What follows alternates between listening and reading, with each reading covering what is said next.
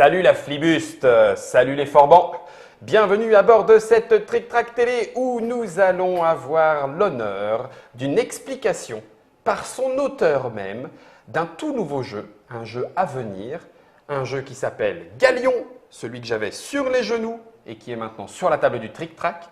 C'est un jeu qui est à venir, alors il faut que je dise dans le bon sens, chez Topi Games. Son auteur n'est ni plus ni moins que Monsieur Frédéric que j'ai à ma gauche. Bonjour Frédéric. Bonjour. Bienvenue à toi, jeune auteur. C'est ton premier jeu? C'est ça, c'est mon premier jeu. Premier jeu édité, ça fait quoi? Je me dis enfin, et puis là il y en a un autre qui vient juste après aussi, qui va s'appeler Pluie de noix et qui est un peu sur le même mécanisme, mais plus familial et vraiment simplifié au maximum avec des écureuils qui ramassent des noisettes, des noisettes. Et voilà. C'est quand même bien d'avoir son jeu. Hein? Ouais, deux à la suite. Deux à la suite. Ça fait joli en plus. La boîte là, sur mes étagères. La voir sur tes étagères, c'est une source de fierté. Et puis comme c'est édité par Topi Games, qui est-ce que nous retrouvons? Et là, à notre droite, c'est Jonathan. Salut Jo, comment vas-tu? Bonjour, très bien. Toujours prêt? Toujours prêt, très content de voir que les jeux sont magnifiques et qu'ils sortent dans un mois. Oui, c'est ça, tu le vois pour la première fois presque sous son aspect définitif. Voilà, il sera là en octobre 2015. Exactement. Et puis pour Topi Games, c'est une nouvelle étape puisqu'il s'agit du premier jeu, on va dire, alors comment dire, un jeu un peu plus orienté avec des règles et pour les joueurs un peu plus habitués à des jeux de société. On va essayer de contenter tout le monde en donnant une définition assez générale. C'est votre premier gros jeu. Exactement. Voilà, c'est Galion. C'est à partir de 12 ans, la preuve, on est quand même déjà dans du jeu d'un certain niveau. Ça peut se jouer de 2 à 6 joueurs, donc on est déjà quand même sur un jeu qui a une belle envergure et 60 minutes de partie. Mais tu me disais que dans les premières parties, ça pouvait éventuellement aller au-delà des 60 minutes si on ne connaît pas encore le jeu, si c'est sa première partie, c'est ça? Un peu comme sur tous les jeux, mais l'intérêt de celui-là, et moi ce qui m'a donné envie de faire des jeux, c'est de jamais attendre son tour. D'accord. Et du coup, qu'on soit 2 ou 6, étant donné que les prises de décision sont simultanées, on n'augmente pas le temps. Donc c'est pas 30 minutes par joueur. D'accord. Ça sera 60 minutes pour de vrai. Normalement, quand on connaîtra bien le jeu. Et puis du coup, justement, c'est toi qui vas nous l'expliquer. Alors on est dans une boîte avec quand même un certain nombre de matériel qu'on a mis en place en majeure partie. Le jeu, on l'a dit, arrive en octobre. Jo, il sera vendu à quel prix? Il sera vendu à 44,90 € du coup. Un prix relativement classique pour une boîte de ce format-là, de cette taille-là. Le Galion, moi, je ne vais pas en avoir besoin, cher amiral, puisque l'amiral Frédéric va nous l'expliquer. Je vais donc pouvoir poser la boîte dans le devers de Trick Track, celui qui nous attend. On a ici le livret de règles. Alors là, effectivement, par rapport au jeu Topi Games qu'on connaît, on a un livret de règles beaucoup plus conséquent. Oh, quoique, je m'attendais à pire finalement. Non? Tu trouves pas? Enfin, je sais pas, qu'est-ce que t'en penses? Une douzaine de pages, c'est ce qu'il faut. 12 pages quand même, oui, effectivement. 12 pages quand même. Les illustrations sont d'Emmanuel Aymon. Je le dis bien. C'est un ami à moi. Un ami à toi. Toi, tu es du genre à faire bosser tes amis, toi. Tu es bien dans la flibuste, il n'y a pas de souci, ok. Un super éditeur pour se lancer sur l'illustration de jeux de société qu'il a fait très bien, je trouve. Eh bien, écoute, les joueurs en jugeront pendant l'explication que tu te charges de nous faire. On a visiblement chacun notre petite couleur, notre petite flottille. Bref, on a mis des caches parce qu'on va jouer à 3 joueurs. Donc, il y a des parties du plateau qui ne seront pas accessibles. J'en dis peut-être déjà trop. Vas-y, à toi la parole. Donc c'est ça, si on joue à 2, on joue uniquement sur le centre du plateau, donc le premier carré. Oui. Puis après, pour chaque joueur en plus, on va rajouter une demi-bande. Donc là, voilà. On a rajouté la demi-bande étant pour 6 joueurs. Pour 3. Donc on aura un 4 ici, c'est ça? Un 5 ici et puis un 6 avec le plateau complet, j'ai tout compris. Et puis on a chacun nos petits plateaux personnels qui reprennent visiblement tout. Donc il y a presque toutes les règles en fait qui tiennent dans ce petit plateau. D'accord. Enfin en tout cas les plus importantes. Donc là il y a la présentation de toutes les unités. La première ici c'est le fort. Merci. Ensuite on a les différents navires. Alors fort je le montre parce qu'on a aussi les petits jetons qui vont avec. Voilà. Donc ils peuvent se poser sur les îles qui produisent des noix de coco ou alors sur les îles qui produisent de l'or. Ok, je vois. C'est les marchandises qu'on va transborder, récupérer d'une île à l'autre. D'accord. Ensuite, on a les différents navires. On commence avec 2 navires, le navire marchand et le navire corsaire. D'accord. Donc le navire marchand, il a 4 cales Et il peut faire un déplacement de 1 case ou un déplacement de 2 cases. Comme vous voyez en dessous, on a les différents ordres possibles. Ah oui, ça veut dire que si je mets une flèche verte sur mon marchand, il se déplacera d'une case. Tout à fait. Donc il y a 1, 2, 3 ordres différents. C'est bon. Et donc l'angle, c'est on ne bouge pas. Ah d'accord, ok. Donc ce navire marchand, il a 4 places en cale, donc on va pouvoir mettre 4 marchandises dedans. D'accord. Le chiffre là, c'est juste le numéro de ta flottille. Ça, c'est juste le bateau numéro 1. Bateau numéro 1 et c'est son coût. Voilà, tout à fait. 6, redis-moi, c'est pas des dollars. C'est des doublons. C'est des doublons, d'accord. On est dans la flibuste, c'est des doublons. Ouais. Ça marche. Donc on démarre avec un marchand et un corsaire. Corsaire qui coûte moins cher, qui a une petite capacité de cale. Par contre, il peut se déplacer très rapidement. 1 ou 4, mais c'est soit 1, soit 4, il n'y a pas entre les deux. Il n'y a pas d'entre-deux. Donc, soit il prend le vent à fond. Voilà, soit il est au rame, donc il se déplace d'une case, soit il prend le vent à fond et puis il rattrape les bateaux marchands pour les piller. Et il a effectivement la capacité spéciale de pillage indiquée juste ici. C'est pour ça que le petit 2 est mis en rouge. En fait, il ne peut pas acheter. Le bateau marchand peut acheter dans les îles et tout ça, faire du commerce tranquillement. Le seul moyen pour les corsaires de récupérer des marchandises, c'est soit de les récupérer à la flotte, ou alors de piller un fort adverse, ou alors de piller une flotte adverse. Une flotte adverse. Et puis on peut en avoir un sacré paquet, puisqu'il y a d'autres corsaires. Est-ce qu'on est obligé de les acheter dans l'ordre? On est obligé de les acheter dans l'ordre. D'accord. Et ça fait une certaine montée en puissance, parce qu'au début on commence qu'avec 2, donc c'est assez tranquille. On va aller chercher tranquillement ce qui est à la mer ou faire du commerce dans son coin. D'accord. Et puis au fur et à mesure, on va avoir des armadas qui vont nous débouler dessus. Donc il faudra défendre ses propres navires, aller attaquer les autres forts, les piller, et puis même détruire les autres forts ou la flotte adverse. D'autant qu'on arrive avec des bateaux avec carrément des tours de briques dessus. Ce sont les vaisseaux. Alors eux, ils coûtent déjà un petit peu plus cher. Par contre, ils détruisent, c'est ça? C'est ça. Alors quand on regardait le corsaire, il pillait. Il pillait s'il y avait un seul bateau sur la case, ou alors un seul bateau à proximité de cette case quand on est en pleine mer. D'accord. On reviendrait sur les combats juste après. Pas de souci. Par contre, pour les vaisseaux, ils détruisent s'il y en a 2 ou moins. Donc s'il y a un seul vaisseau, enfin une seule force adverse sur la case, voilà. Laminé, ça rentre à la maison, donc il faudra le construire. Il faudra le reconstruire. Et étant donné que on est obligé de construire les vaisseaux en commençant par le plus petit chiffre, il va falloir falloir reconstruire dans l'ordre. Même si on ne veut pas un bateau marchand, si on s'est fait détruire un bateau marchand, il va falloir acheter le vaisseau de guerre. Et on termine avec celui qui donne le titre à ce jeu, le Galion de la mort qui tue, avec ses 6 sauteuses. Je tiens à vous le faire remarquer. Je ne sais pas si ça se voit bien suffisamment, mais là, 6 sauteuses, n'importe quoi, 6 circulaires, merci. Sur le côté, donc là j'imagine que ça fait assez mal, un petit éperon, un énorme canon à l'arrière. Bon bref, il n'a pas l'air d'être là pour rigoler. Il coûte le même prix que les vaisseaux, il se déplace assez lentement, donc c'est un gros truc, mais il se déplace à la même vitesse que les bateaux marchands, ce qui le rend aussi assez maniable, ce qui peut être intéressant en fin de partie. D'accord. Et puis il a toutes les bonnes caractéristiques en fait. C'est le Galion, il détruit, il pille et il a 4 cales. C'est le top du top. On a donc notre petite réserve. Un petit rajout, c'est que quand on l'achète, en plus, on veut aller au Galion parce que quand on l'achète, il arrive plein. Donc si jamais 4 trucs en mer, 4 trucs dans les cales. Si on le construit sur une île qui produit de l'or, directement il aura 4 caisses d'or. Ah oui, d'accord, ok. Donc on n'aura plus qu'à les apporter. C'est très rentable en fait comme bateau. On vient de voir les différents éléments du jeu qui se concrétisent ensuite sur le plateau avec les îles, les différents endroits. Je te propose qu'on passe au tour de jeu. Ou à moins que tu veuilles nous donner le but.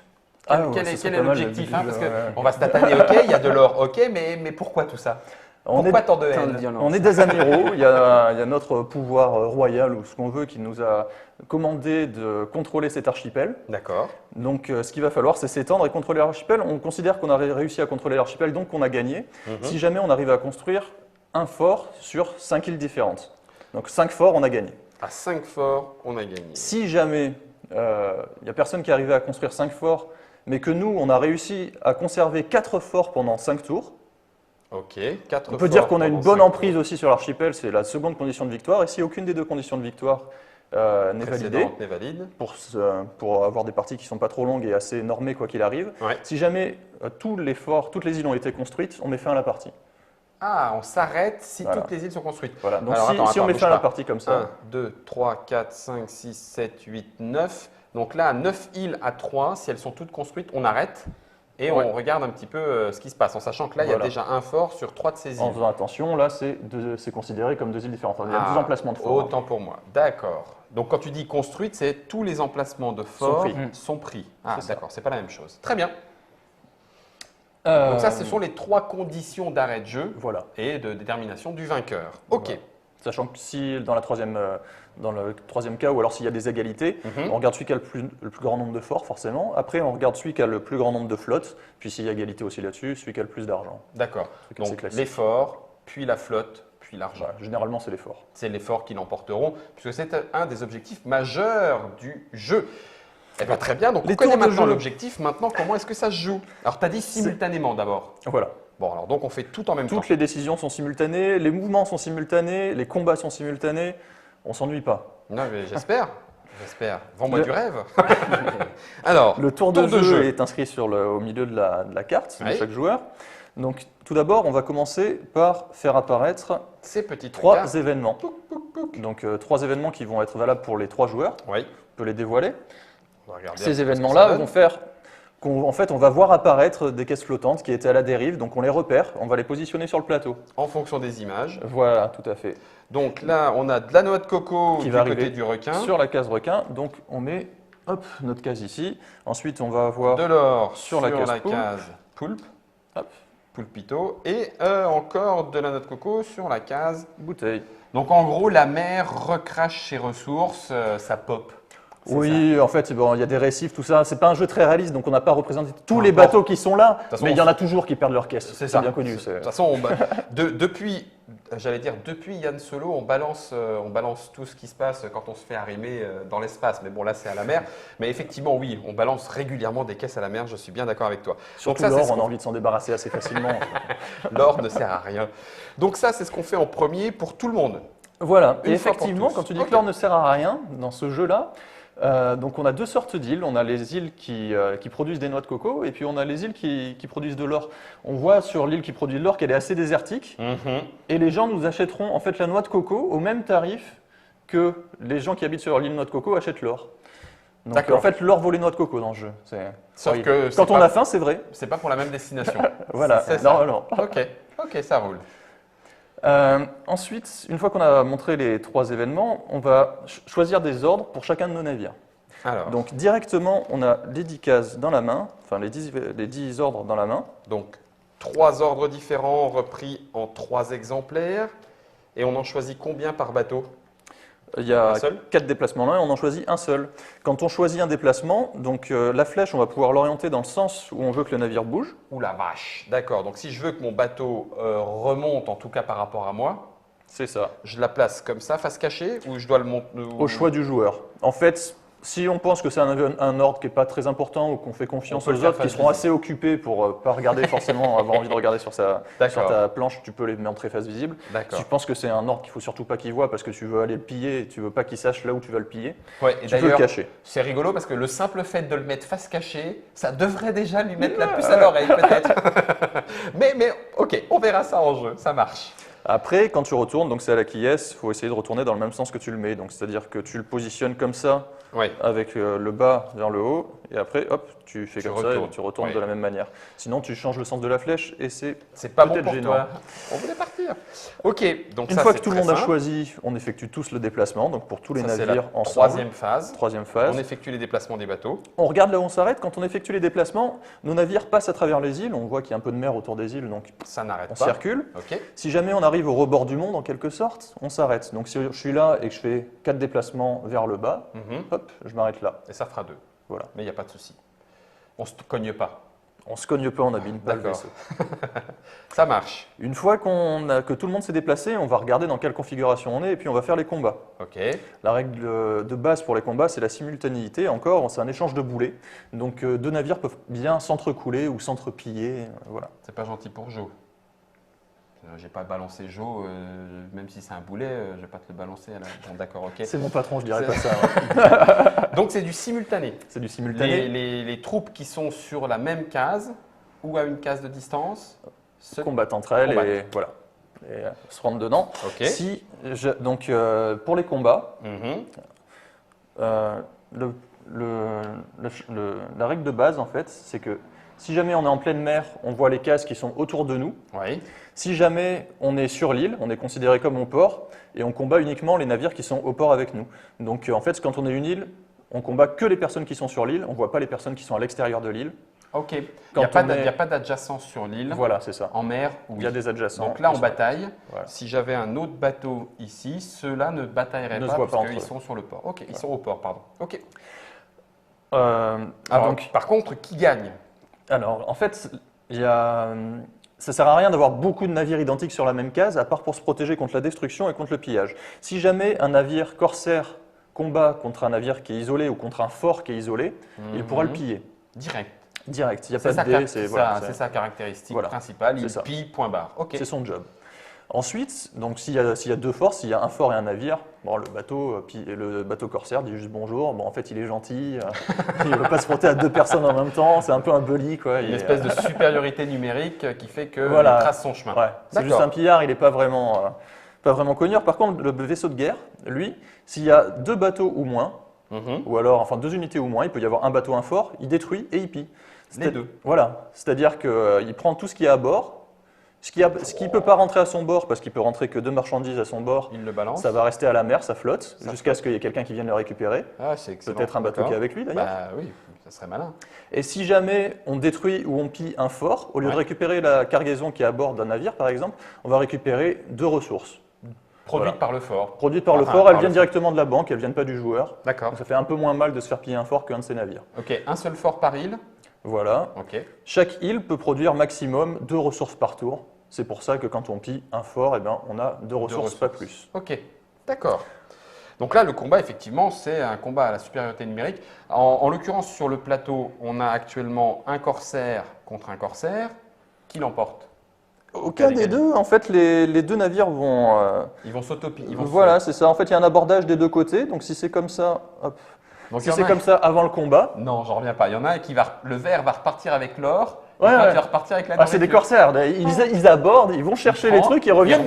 Mais il y a plus qu'ils avaient quand ils sont partis. C'est des pirates en même temps, ils sont pas très malins. Ah, les nazes. Voilà. D'accord, donc de toute façon, on résout… Avec un petit truc particulier, oui. C'est que si jamais nos cales sont pleines, on ne peut pas piller étant donné qu'on est déjà plein, donc les pillards restent chez eux, ils ne vont même pas chercher dans le navire adverse. Ils savent qu'ils sont au taquet. Voilà. Par contre, les corsaires adverses, eux, ils vont parce qu'ils ne sont pas à plein, eux. Ils ont encore une place dans le bateau. Donc ils vont chercher un or. Voilà, ils vont chercher un or, ils récupèrent un d'or pour se remplir, et lui, il se retrouve avec un seul. Ok, donc il va falloir faire attention à ce qu'on a dans les cales avant de se déplacer. Ouh. Ça marche. Donc ça, c'était la phase de combat, la phase numéro 4. Rassurez-vous, chers joueurs et joueuses de la Flibuste, il n'en reste plus que 4. Mais vous avez vu, ça va quand même relativement rapidement. Il nous reste la vente. Donc ça, où est-ce qu'on vend? Alors, si jamais on a un bateau qui est chargé avec de l'or… Et qu'on arrive sur une île qui achète de l'or. Donc une île à noix de coco. Voilà. On va pouvoir vendre maximum 2 tours par île, 2 ressources par île. C'est pareil que l'achat. Donc si jamais on en avait 3 par exemple, hop. Et puis premier tour, on va pouvoir en vendre 2. À chaque fois qu'on vend une ressource, eh ben, on gagne 5. Donc si on en vend 2, je prends 10. On gagne nos 10. Pas de souci. Et puis au tour suivant, on pourra simplement poser l'ancre. Et comme ça, on reste et puis on vend ce qui reste. On vend la dernière. Et là, 5 de plus. Tu dis 2 max par île. Si nous sommes plusieurs sur l'île, est-ce que tout le monde vend 2 ou pas? Voilà, 2 forces différentes vendent 2. Par contre, la même force, donc là, toi, tu es le joueur vert. On est à 3, je ne pourrais en vendre que 2. Voilà, parce que ça, c'est ta force, toi ne peux en vendre que 2 à cette île-là. C'est pareil pour l'achat. Impeccable. Ensuite, c'est assez… Oui, pardon, excuse-moi. Pour la vente, en fait, quoi qu'il fasse, même s'il y a un ennemi qui est là, qui se balade, hop, oui.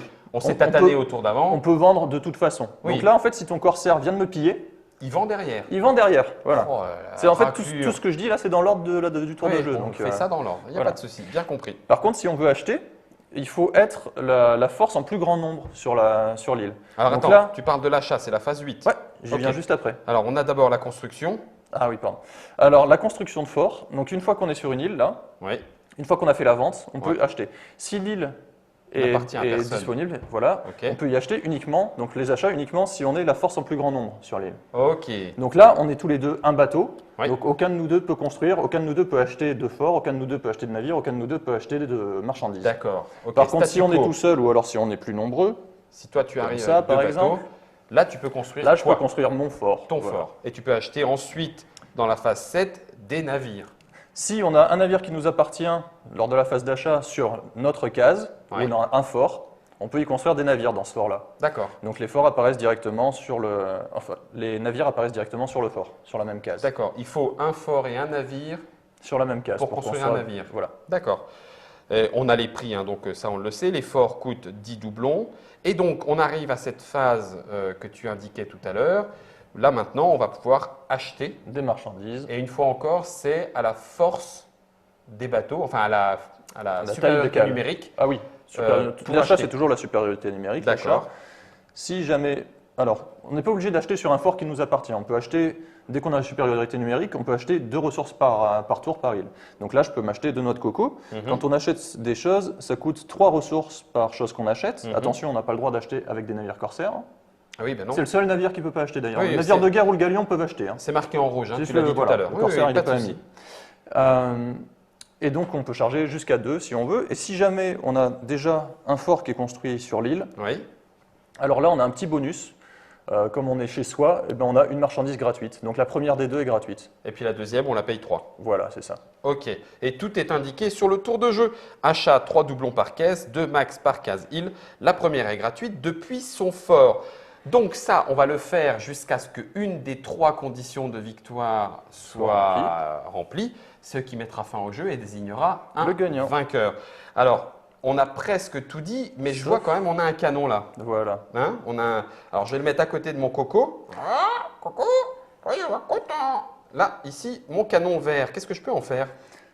C'est vers la fin de la partie, en fait, quand on a les 10 bateaux, bon, ça commence à vraiment tirer de partout, donc on a envie de se protéger. Ça permet à l'île d'être invulnérable. Donc en fait, elle ne peut pas se faire piller, elle ne peut pas se faire détruire. D'accord. On est tranquille et tous les bateaux amis qui sont sur la case sont pareil invulnérables. Et on peut l'acheter pour être un peu tranquille. Sous quelles conditions? On peut l'acheter quand on veut, quand on est sur une phase d'achat et qu'on se situe sur l'île en force maximale. Ouais. Et à ce moment-là, eh ben, on paye 10, c'est marqué ici. Ah d'accord. Le plus 10 doublons, c'est pour protéger nos forts contre la destruction et le pillage. Voilà. On peut le faire à n'importe quel moment. N'importe quelle phase d'achat. Phase d'achat, ok. En fait, l'achat, c'est assez rapide. En fait, on va acheter à la suite les forts, les bateaux, les marchandises, mais tout le monde le fait en parallèle. Et voilà. Il n'y a pas de raison de garder de l'argent autant qu'on dépense pour construire ses forts, ses galions pour qu'on puisse gagner. Le capitalisme n'est pas encore arrivé. On ne gagne pas sur le capital, en fait. Donc, il faut… D'accord, il faut y aller. Eh bien, écoute, je pense qu'on a fait le tour de Galion. Est-ce que pour toi, Jo, ça te paraît clair? Est-ce que tu te sens prêt à prendre le commandement amiral de ta flotte? Ouais, je pense qu'on peut partir. On peut partir en mer? C'est parfait. Frédéric, allons-y. Taillot. Taillot Messire, je reprends la boîte de Galion. La boîte de Galion qui est un jeu à venir chez Topi Games, on l'a dit, à partir d'octobre 2015 pour vous qui regardez cette Trick Track télé à un moment ou à un autre forcément. Ça se joue de 2 à 6 joueurs. Nous allons tenter une petite partie en rush. On va jouer rapidement pour ne pas trop faire traîner nos aventures en haute mer à partir de 12 ans. Partie moyenne d'environ 60 minutes. 45 € grosso modo, 44,90, prix psychologique important. Eh bien écoutez, je pense qu'on a tout dit. Alors, je vais me saisir de ma longue vue pour regarder dans les yeux et puis je vais vous dire, voilà matelot, à vous de jouer!